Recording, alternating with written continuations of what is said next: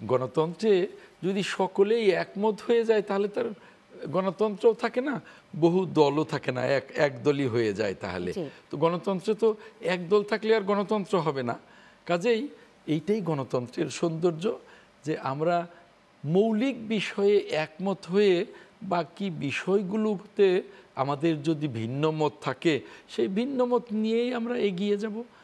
আজকের ঐকমত্য কমিশনের বৈঠকে কি কি বিষয় নিয়ে কথা হয়েছে আমি খুব বিস্তারিত বলতে পারবো না, মঞ্জু ভাই বলতে পারবেন। মঞ্জু ভাই ঐকমত্য কমিশনে ওনার দলের সভাপতি হিসেবে উনি থাকেন, উনি রিপ্রেজেন্ট করেন। আমি ওইখানে থাকি না বিধায়ী আজকে কি কি হয়েছে আমার ব্যস্ততার কারণে আমি সেই খবরটি নিতে পারিনি।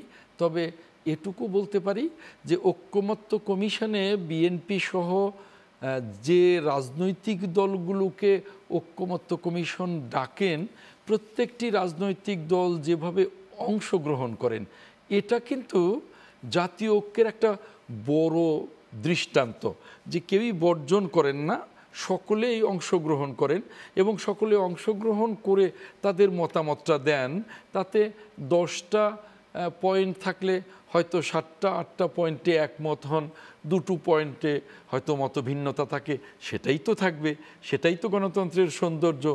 যে 8টা একমত হলাম ওই 8টাই বাস্তবায়নের জন্যে আমরা চেষ্টা করি। কিন্তু লক্ষণীয় হলো যে এখন পর্যন্ত যত বিষয়গুলো আমরা ঐকমত্য কমিশনে ঐক্যে পৌঁছেছি সেই বিষয়গুলো যে দ্রুত বাস্তবায়নের জন্যে শুরু করা প্রয়োজন সেটা কিন্তু শুরু করা হচ্ছে না। আমার মনে হয় যে সেটাই শুরু করা দরকার, কারণ আমাদের সামনে কিন্তু একদম সময় নেই। জুলাইয়ের শেষে অগাস্ট, সেপ্টেম্বর, অক্টোবর, নভেম্বরে তো তফসিলি দিতে হবে, কারণ ফেব্রুয়ারির মাঝামাঝি যদি নির্বাচন হয় তাহলে নভেম্বরের মাঝামাঝি তফসিল দিতে হবে।